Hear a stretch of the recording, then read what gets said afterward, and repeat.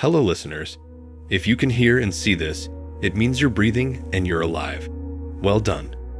If you're new here, consider subscribing. Let me know in the comments where you're listening from. Now, let's begin.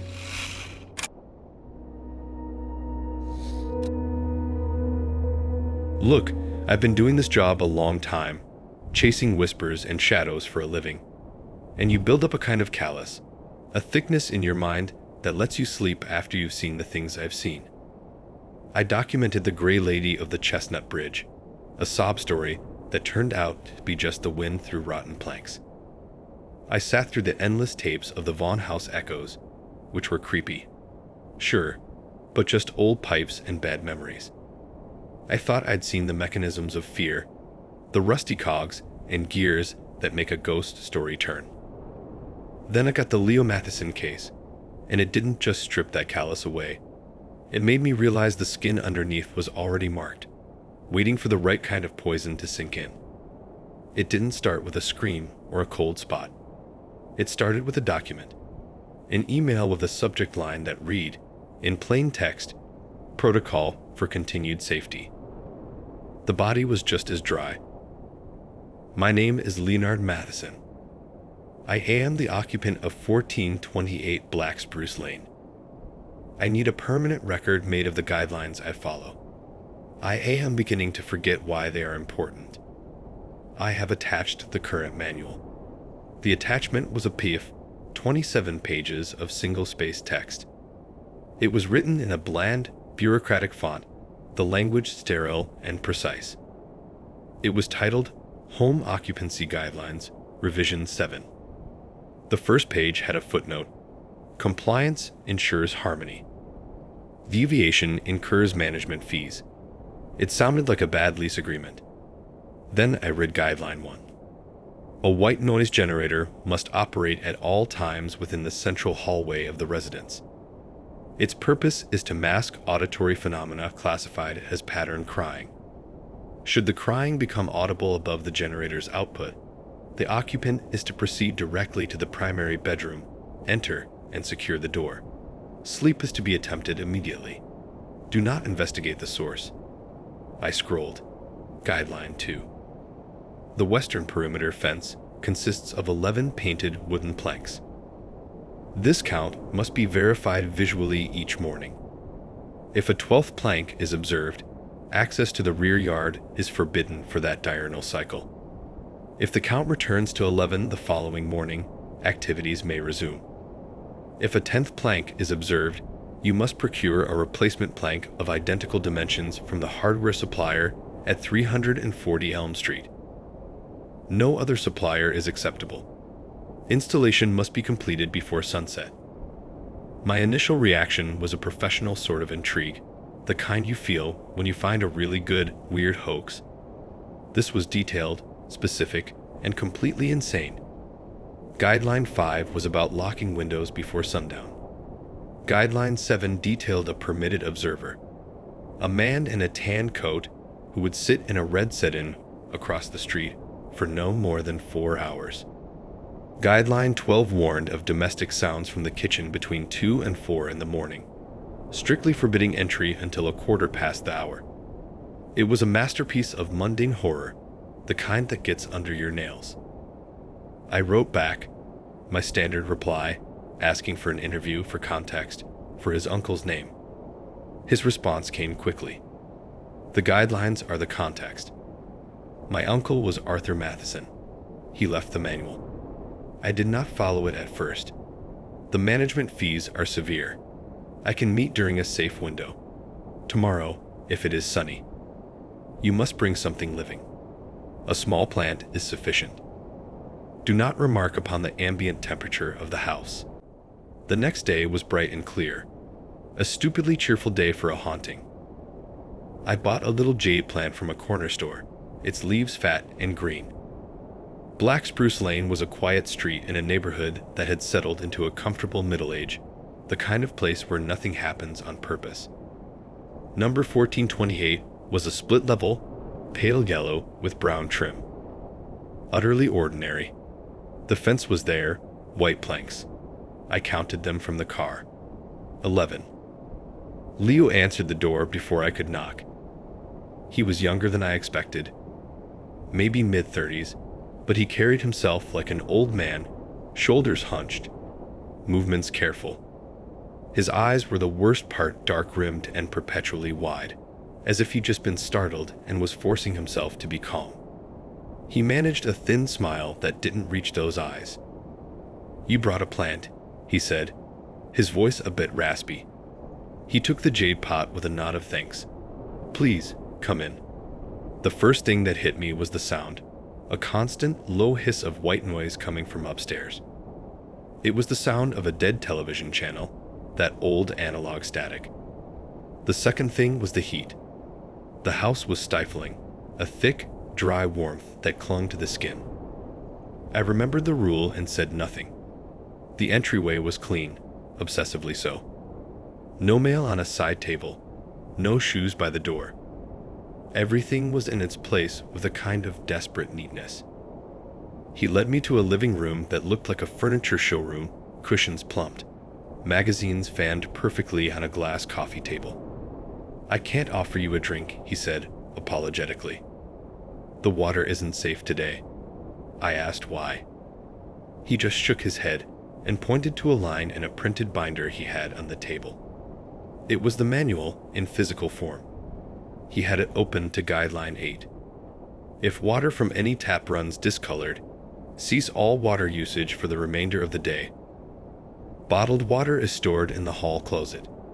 I saw then that some lines in the binder were highlighted in yellow. Others were crossed out with precise red lines. Notes were scribbled in the margins in small, tight handwriting. New lines were added on sticky notes. "It updates," Leo said, following my gaze. "The PIF on my computer, it adds things. Sometimes it changes things. Revision 8 came last week.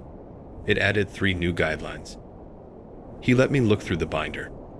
The rules were a horrifying tapestry of daily terror. There were rules for taking out the garbage only on Tuesdays and Fridays before noon. Rules for answering the phone when it rang once and then went silent. Rules for what to do if you found a particular brand of gum wrapper on the walkway. Guideline 18 was new. Do not observe the moon directly through any bedroom window. If you perceive its reflection in the glass, immediately close the curtains and recite the alphabet backwards. An error in sequence will result in a fee. "What are the fees?" I asked, keeping my voice low, though the hiss of the white noise machine would have covered a shout. Leo's face went blank for a moment, his eyes losing focus.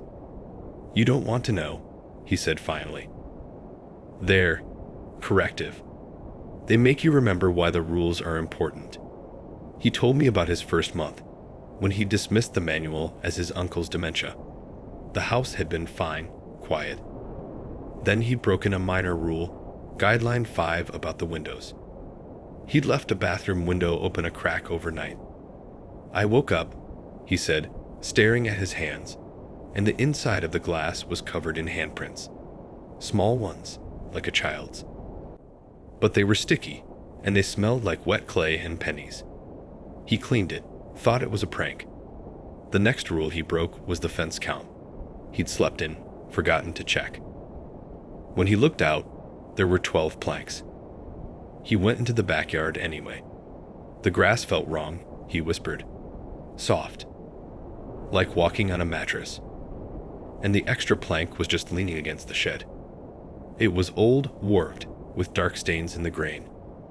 I felt this pull to take it inside, to put it under my bed. It felt like the most important thing in the world. He fought the urge, came back inside, and was sick for 2 days. In his dreams, he was that plank, feeling pressure, weight, cold earth. After that, he followed the rules. Life became a series of rituals, a precarious dance to keep the house calm. The permitted observer in the tan coat came every Thursday. The domestic sounds in the kitchen happened twice a week. He learned to sleep through them. The phone would ring from his own number, and he'd listen to his own voice, ragged and terrified, begging for help from somewhere inside the walls. He never answered it. As he spoke, I watched the house. It was listening. I know that sounds unprofessional, but the air felt attentive.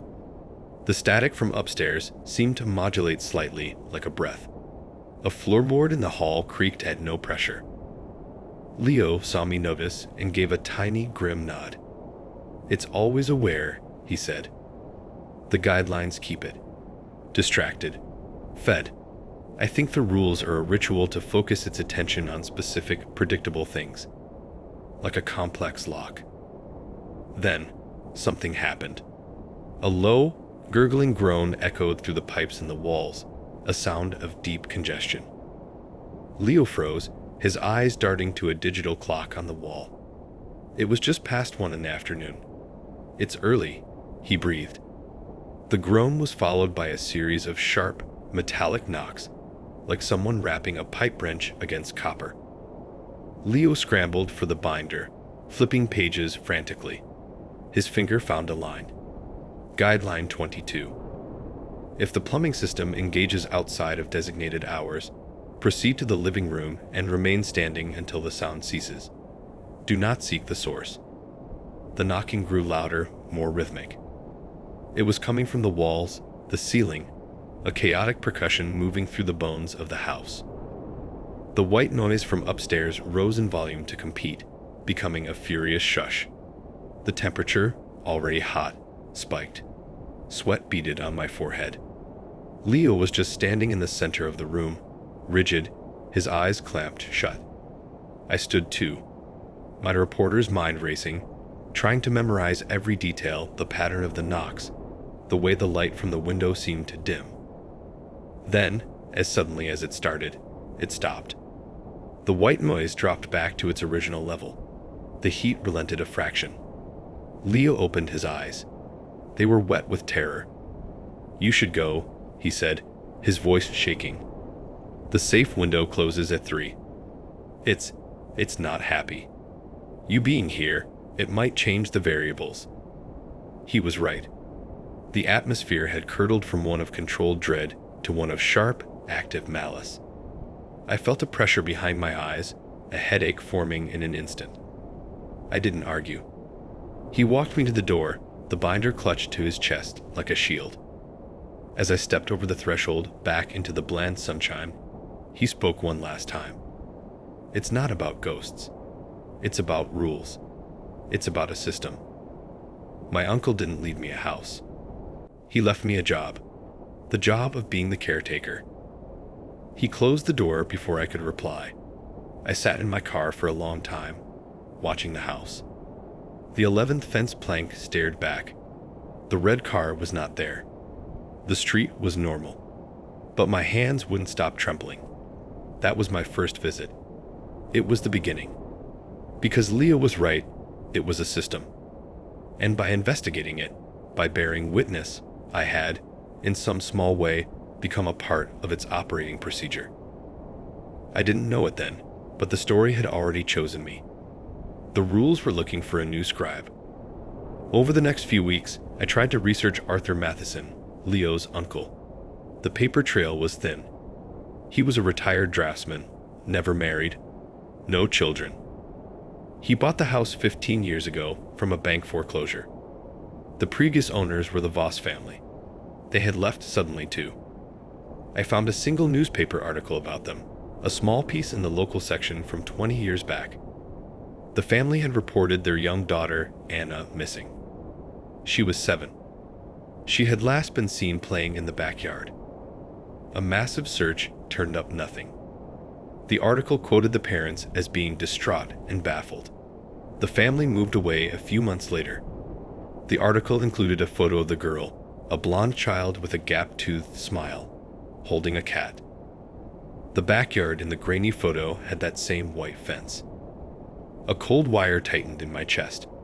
I dug deeper, looking for the original builders. The house was built in 1965 by a small, now-defunct company called Hallmark Homes. I spent days in the city archives, going through microfiche, looking for building permits, complaints, anything. I found a notice of violation from 1972 for an unpermitted basement modification. The homeowner listed was a Frank Burrows. The violation was later marked as resolved. No details. The basement. It always came back to the basement. Leo's Guideline 3 forbade entry. What was down there that was so central to the system? My correspondence with Leo became sporadic. His emails grew shorter, more cryptic. The observer was here for 5 hours and 17 minutes yesterday. A new record. I had to sit in the darkened bathroom for 2 hours after. The kitchen sounds last night included a new voice. An adult male singing a lullaby. I do not know the song. Guideline 30 was added today. It concerns the proper method for folding towels. The consequences for incorrect folding are described as textural degradation. I don't know what that means. Then, a week later, the email that changed everything. The subject line was Revision 9. The body was empty, but the attachment was a new PIF. It was 34 pages long. New guidelines filled the added pages, each more bizarre and specific than the last. Guideline 41. Should you encounter a black garden snail on the walkway, you must move it to the eastern flowered. Do not touch it with your bare skin. Use the bronze trowel provided. Guideline 47. Your reflection may, on occasion, initiate a conversation. You are permitted to respond, but do not agree to any proposed meetings or trades. But it was the final page that stopped my breath. It wasn't a guideline. It was a schematic. A poorly scanned, hand-drawn diagram of the house's basement. In the northeast corner, the one referenced in that old violation, was a detailed drawing of what looked like a small, walled-off room. A notation, in the same dry script, read, Containment Chamber. Integrity must be verified annually. See supplemental ritual for verification procedure. A supplemental ritual was not included. Leo had found something, or something had decided to show him more of the machine. I knew then that I had to see the basement. It was the heart of it. I wrote to Leo, telling him I had research about the house's history, about a missing girl, about a containment chamber. I said we needed to talk in person. He didn't write back for 3 days. When he did, it was a single line. The house knows you're looking. It's writing rules for you now, too. Can't you feel it? I dismissed it as paranoia, his understandable fraying nerves. But that night, in my own apartment, I was woken not by a sound, but by a smell.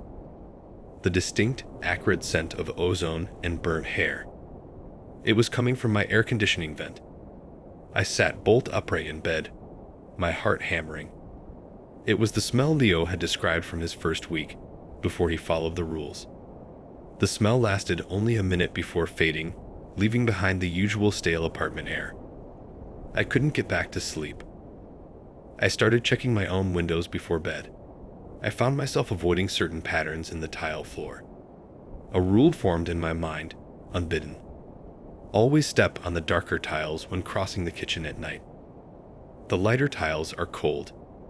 I didn't want to follow it. But the next night, half asleep and getting water, my foot landed on a pale tile. A jolt, not electric but visceral, shot up my leg. A sensation of wrongness, so profound it made me gasp. I stumbled back to bed, the water forgotten. Leo's words echoed in the dark. It's writing rules for you now, too. The call came 2 days later. Not an email. A phone call. The number was blocked. I answered. My throat tight. There was nothing but static at first, that same analog hiss from Leo's house. Then, a voice, fragmented and distant, buried in the noise. It wasn't Leo's. It was younger, genderless, spliced with digital breaks. It said 3 words, slow and deliberate. Bring the trowel. The line went dead. I knew, with a certainty that chilled my blood, what it meant. The bronze trowel, from Guideline 41. The tool for moving the black snail. It was an invitation or an instruction. The system was incorporating me, assigning me a tool, a role. I was no longer just an observer. I was being given a task. I drove to a garden supply store the next morning. I bought a small, cheap bronze-colored trowel. It felt ridiculous and horrifying in my hand. I went to Leo's house without calling first. It was a Tuesday, cloudy. Not a safe window. I didn't care. The red car was there. The man in the tan coat sat behind the wheel, staring at the house. As I parked, he slowly turned his head and looked directly at me. His face was bland, forgettable, but his eyes were empty, like doll's eyes. He watched me as I got out, the trowel in my coat pocket. I walked towards the front door, ignoring him, the weight of his gaze like a physical pressure between my shoulder blades. I rang the bell. No answer. I knocked. The house was silent. No white noise. That more than anything told me something was wrong. The white noise was constant. It never stopped. I tried the handle. It was unlocked. I pushed the door open. Leo. My voice was swallowed by the dead air inside. The heat was gone. The house was cold, a deep, damp cold that seeped into my bones. The living room was in disarray. The cushions were torn, stuffing leaking out. The glass coffee table was cracked. The binder was on the floor, pages torn out and scattered. I picked up a torn page. It was Guideline 15, about the phone call. Scrawled across it in red ink, in Leo's handwriting, was one word: liar. I moved further in. The kitchen was worse. Cabinets hung open, dishes shattered on the floor. The faucet was running, the water clear now, but pouring out in a relentless, wasteful stream. And there, on the center of the clean kitchen table, was the bronze trowel. Not mine. An older one, its metal dark with patina and stained earth. It was placed perfectly, a tool waiting for its user. A sound came from downstairs. A soft, wet click like a tongue peeling off the roof of the mouth.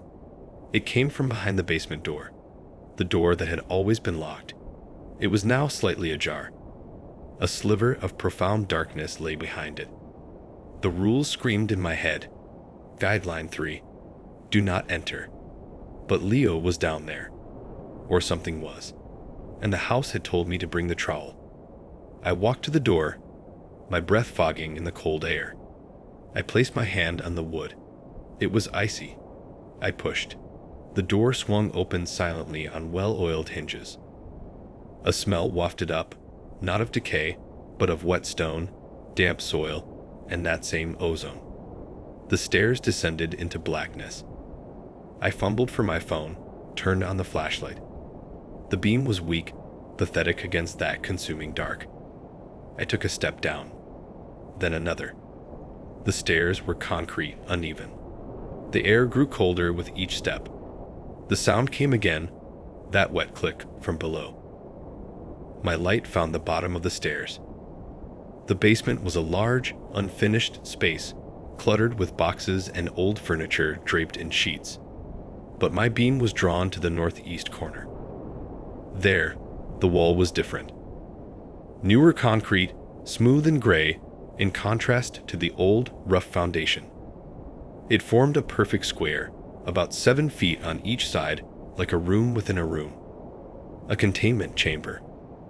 Drawn on the concrete in what looked like charcoal was a complex series of interlocking circles and angular symbols. Some looked architectural, like draftsman's notations. Others were purely alien. The drawing was fresh. In the center of this diagram was a metal door, flush with the wall, painted the same gray. It had no handle, just a small, dark hevel. And on the floor in front of this door, Leo was sitting. He was alive. He was rocking back and forth slowly, his arms wrapped around his knees. He was humming a tuneless song. The binder pages were scattered around him. "Leo," I whispered. He stopped rocking, stopped humming. He turned his head slowly towards me. His eyes were empty, devoid of the terror I had seen before. They were placid, accepting. "You brought the trowel," he said, his voice flat. "Good. It's almost time for the verification." "Verification of what?" I asked, my own voice a dry rustle. "The integrity," he said, as if it were obvious, "of the chamber. It's an annual ritual." My uncle's last note in the envelope. It said if I ever opened the basement door, the verification became my responsibility. I opened the door. He pointed a trembling finger at the metal door. "Something is inside. It wants out. The rules, the guidelines, the fees. They're all to keep it fed, to keep it calm, to keep the lock strong. The house is the lock. The occupant is the maintenance worker." He began to recite, his eyes glazing over. Guideline 0, the foundational rule, not written but known. The chamber must not be opened. The shape within must not be given a name. The rituals are the binding. "What's in there, Leo?" I pressed, taking a step closer. The wet click sounded again, right behind the metal door. Leo flinched. "It's the reason for the fence count," he murmured. "It tries to add or subtract planks, to change the count, to alter the perimeter. The white noise masks its crying. The man in the car watches for cracks in the routine. The kitchen sounds. Those are echoes of what it consumes. Memories, moments. It eats patterns. It eats rules. And if it runs out," he trailed off. "If it runs out, it eats the caretaker," I asked. Leo looked at me, and for a second, his old terror flashed in his eyes. "Worse. It becomes the caretaker. And it writes new rules. Worse rules. It needs the trowel. For the verification. You have to use it to check the seal around the door." He nodded to the stained trowel in my hand. I looked at the metal door. The symbols drawn around it seemed to pulse in my shaky light. The system was laid bare. This wasn't a haunted house. It was a prison. And the daily horrors were the alarm system, the feeding mechanism, the psychological wardening of the jailer himself. I was now part of the guard rotation. What do I do? The words left my mouth before I could stop them. I was asking the prisoner for the prison rules.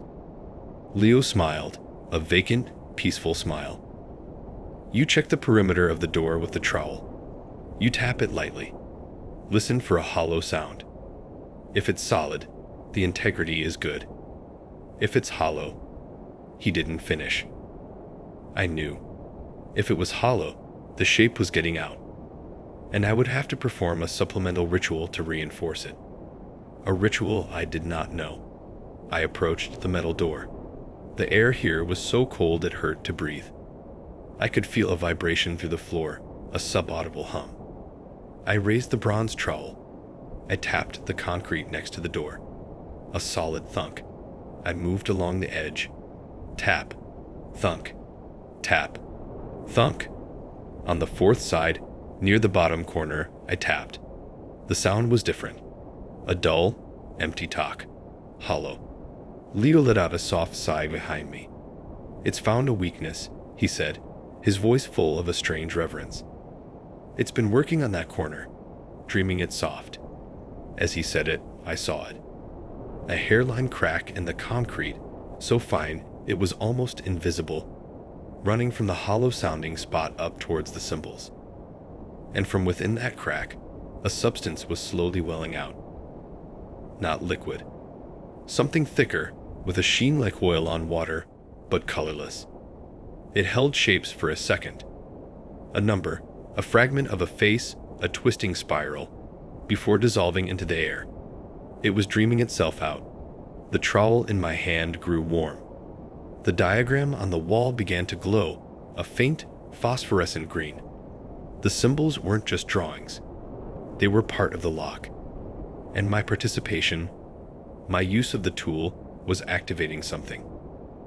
A new rule formed in my mind, fully articulated, not in my own internal voice, but in that dry, bureaucratic tone of the manual. Upon discovery of a compromised in chamber integrity, the witness must reinforce the binding by introducing a new, stable pattern. A personal memory, rendered in exact detail, may serve as temporary mortar. It wanted a memory, a pattern of my own to consume, to patch the crack. Leo was nodding slowly, as if he could hear the thought. "It's how my uncle did it," he whispered.